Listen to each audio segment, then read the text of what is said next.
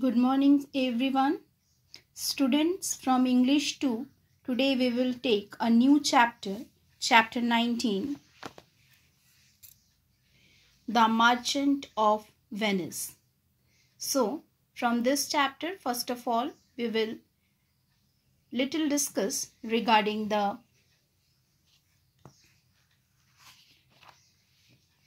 author's part.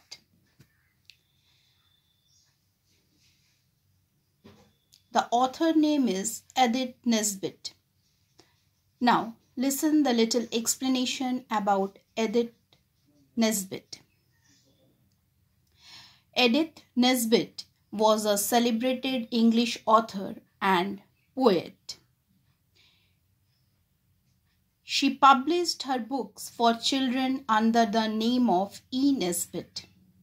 E. Nesbit's tale of Merchant of Venice is an adaptation from Shakespeare's play.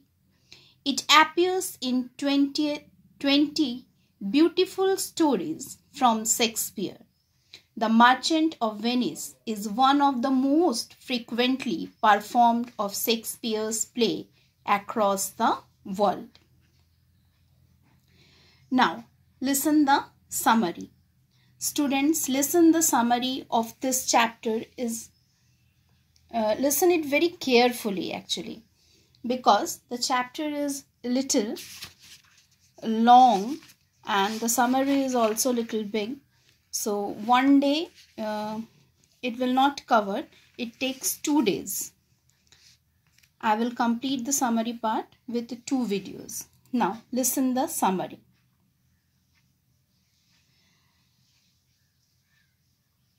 Bassanio, a young Venetian of noble rank, wishes to woo the beautiful, a wealthy heiress Portia of Belmont. Having squandered his estate, he needs 3,000 ducats to subside his expenditures as a suitor.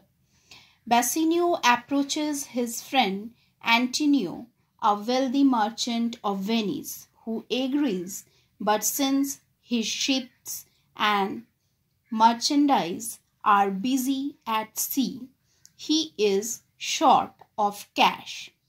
So Bassanio turns to the jewel's moneylender, Shylock, and names Antonio as the loan's guarantor. Antonio has already antagonized Shylock through his outspokenness,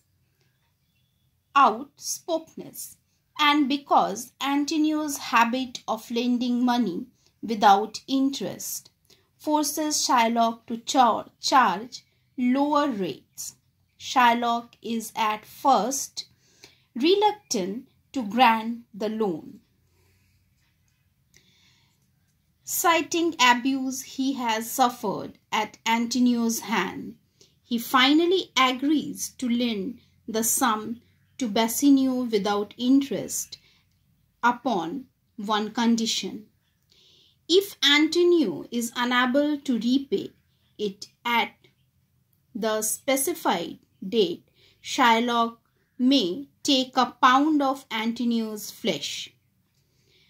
Bassanio does not want Antonio to accept such a risky condition, but Antonio assures him that once his ships are back, he will repay the money before time.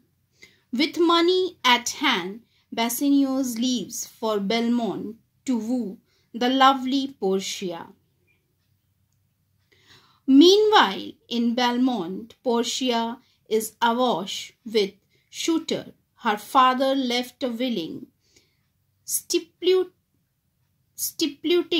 each of her suitor must choose correctly from one of 3 caskets, one each of gold, silver, and lead. If he picks the right casket, he gets Portia. The first suitor, the Prince of Morocco, choose the gold casket, interpreting its slogan, "Who chooseth me shall gain what many men desires," as referring to Portia. The second shooter, the Prince of Aragon, chose the silver casket, which proclaims, who chooseth me shall get as much as he deserves, as he believes he is full of merit. So, today up to this, students. Next day, we will take another part of the summary of this chapter, The Merchant of Venice. Thank you and have a nice day.